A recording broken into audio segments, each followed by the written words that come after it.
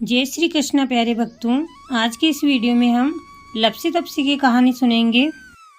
मान्यता है कि हर व्रत में कहानी सुनने के पश्चात लप्सी तप्सी की कहानी जरूर सुननी चाहिए। एक लप्सी था और एक तपसी था।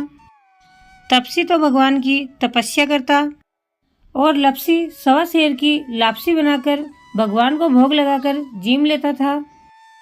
एक दिन दोनों में झगड़ा हो गया तो लप्सी बोला मैं बड़ा, तपसी बोला मैं बड़ा। इतने में उधर से नारद मुनि गुजर रहे थे। उन्होंने पूछा तुम दोनों क्यों लड़ रहे हो?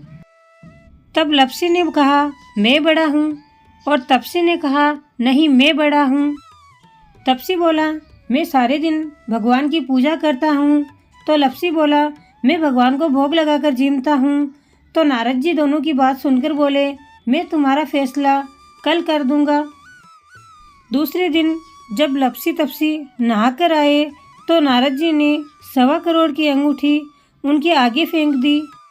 लप्सी का ध्यान उस अंगूठी पर नहीं गया और तपसी ने उस अंगूठी को देखा तो अपने घुटने के नीचे दबाकर तपस्या करने लगा।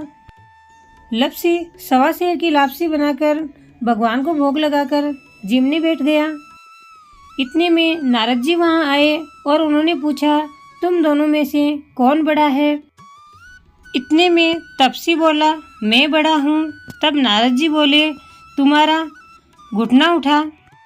तब तपसी ने अपना घुटना उठाया तो उसके नीचे 1.25 करोड़ की अंगूठी निकली। यह देखकर नारद जी बोले तुमने यह अंगूठी चुराई है, इसलिए तुम्हें तुम्हारी तपस्या का फल नहीं मिलेगा। यह सुनकर तपसी ने हाथ जोड़कर नारद जी से पूछा हे मुनिवर, मेरी तपस्या का फल मुझे कैसे मिलेगा और इस दोष से मुझे कैसे मुक्ति मिलेगी? नारद जी बोले यदि कोई रोटी बनाकर बाटियां नहीं बनाएगा तो वह फल तुझे मिलेगा। ब्राह्मण जिमाकर दक्षिणा नहीं देगा तो वह फल तुझे मिलेगा। साड़ी देकर ब्लाउज नहीं देगा तो वह फल तुझे मिलेगा। यदि कोई दिए से दिया जलाएगा तो वह फल तुझे मिलेगा।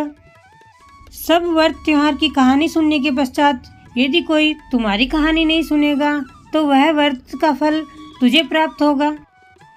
तब से लप्सी तपसी की कहानी कही जाती है। लप्सी तपसी की कहानी कहने के बाद ऐसे कहे लप्सी का फल लप्सी को हो जो, तपसी का फल तपसी को हो जो, माना माँ की कहानी को फल हो जो। तो प्यारे भक्तों, हर तीज त्योहार की कहानी सुनने के पश्चात आप विंध्याक जी की कहानी सुने और उसके पश्चात लप्सी तपसी की कहानी जरूर सुने।